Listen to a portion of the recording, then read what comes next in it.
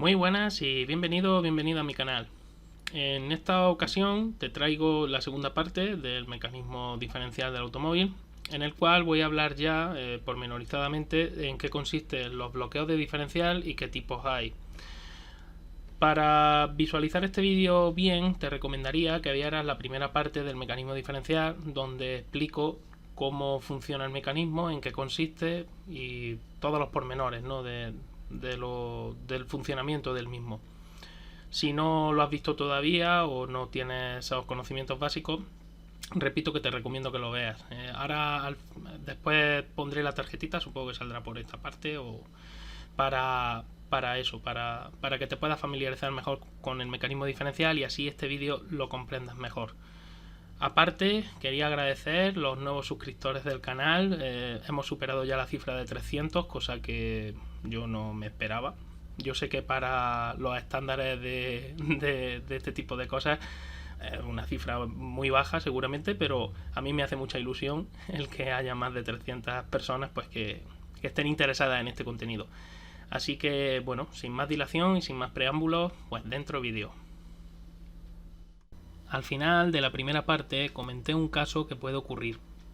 Dicho caso sucede cuando el piso no tiene buen coeficiente de rozamiento estático, o lo que es lo mismo, que la adherencia no es la óptima. Es posible que el vehículo no pueda iniciar la marcha porque el mecanismo diferencial lo impide. ¿Y por qué lo impide? Pues como ya sabes, el diferencial funciona repartiendo la tracción entre las ruedas de un mismo eje. En línea recta recordarás que el reparto es 50-50. Pero en curva el reparto ya podía ser 70-30, 90-10, etc. En el caso de que no haya adherencia suficiente, es muy posible que las ruedas patinen sin posibilidad de traccionar precisamente porque el reparto ya no es 50-50. Y sucede porque recuerda que el diferencial actúa mandando más par a la rueda que ejerce menos resistencia a su giro, o lo que es lo mismo, a la rueda que está girando más rápido. Así que al final la rueda que está patinando girará aún más rápido. Entonces cuando hay que recurrir a lo que se conoce como bloqueo del diferencial. ¿Y qué es el bloqueo del diferencial?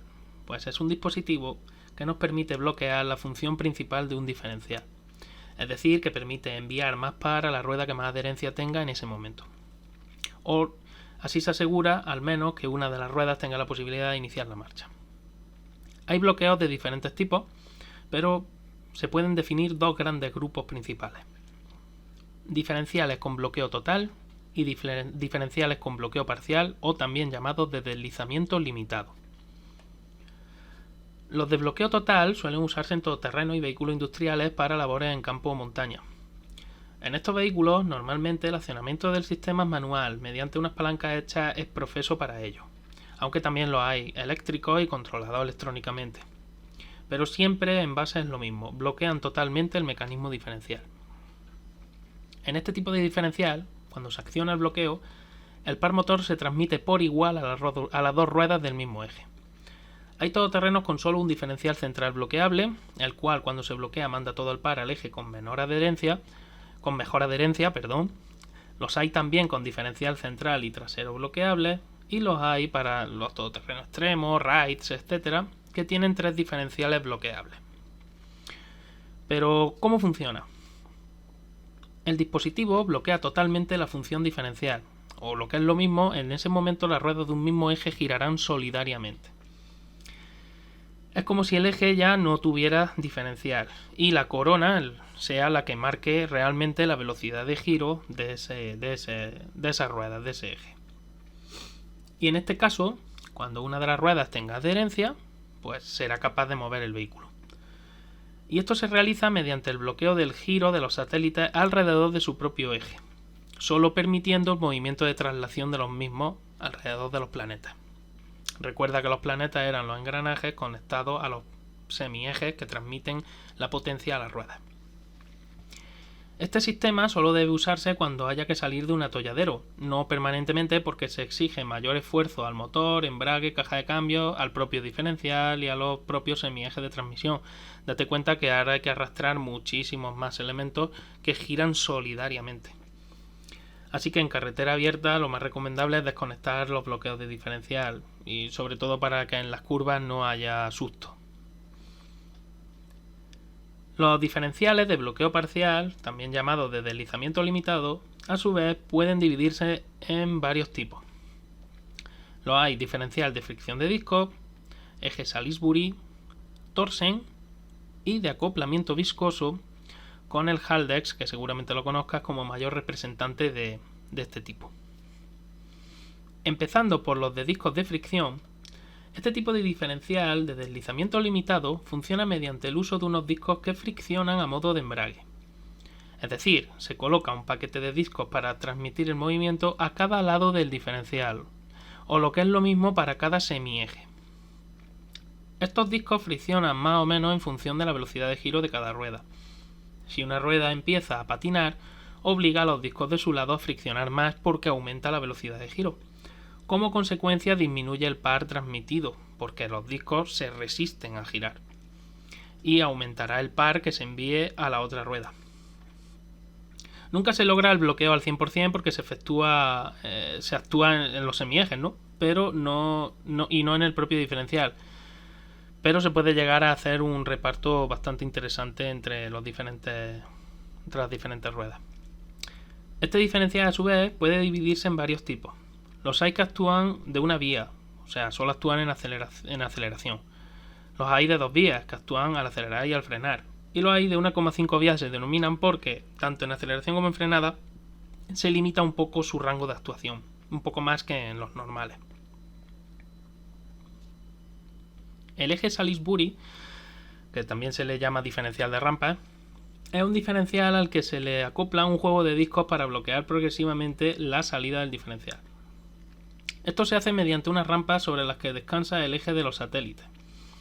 Las rampas son empujadas por este eje según el par transmitido al diferencial, y según sea en aceleración o retención, el reparto de par varía. Como en el anterior caso, nunca llega a bloquearse al 100% el diferencial, pero el bloqueo sí puede llegar a ser muy alto, porque el rozamiento entre la rampa y el eje de giro de los satélites puede llegar a ser extremadamente alto y casi parar el giro de los satélites. La capacidad de distribución de par se regula de manera manual, y no me refiero a que lo regules desde el puesto de conducción, sino me refiero a que con el premontaje de diferentes rampas, de juegos de discos, etcétera, retenes, se puede conseguir mayor o menor rozamiento y por lo tanto una mayor o menor actuación de este bloqueo del diferencial. Y es el tipo de diferencial más usado en competición precisamente por esa versatilidad que ofrece en los diferentes rangos de funcionamiento y sobre todo por su eficacia. El siguiente tipo, el diferencial Torsen, llamado también simplemente Torsen, es uno de los más famosos en esta clase de diferenciales de deslizamiento delimitado. No en vano fue Audi con su famosa tecnología Audi 4 presentada a principios de los 80 cuando lo hizo famoso. Su nombre viene del inglés Torque Sensing o sensibilidad al par, se podría traducir así, y consiste en un diferencial donde los satélites convencionales son sustituidos por un conjunto de engranajes con dientes rectos y dientes helicoidales, un conjunto de ellos. Esa hélice de los dientes helicoidales se procura que también sea bastante pronunciada, con un ángulo bastante alto. Al contrario que el diferencial de disco, el Torsen actúa en función del par de entrada al mecanismo diferencial, no en función del deslizamiento que sufre la rueda. Esto hace que, por ejemplo, si una rueda se queda en el aire y el conductor trata de salir despacio, desde cero, el Torsen no sea capaz de actuar y funcione a modo de un diferencial convencional. Tendríamos el mismo problema que con el diferencial convencional. Entonces, ¿cómo es que actúa para bloquear parcialmente el diferencial? Bueno, pues el Torsen, como te he dicho antes, es sensible al par, es decir, actúa según el par de entrada.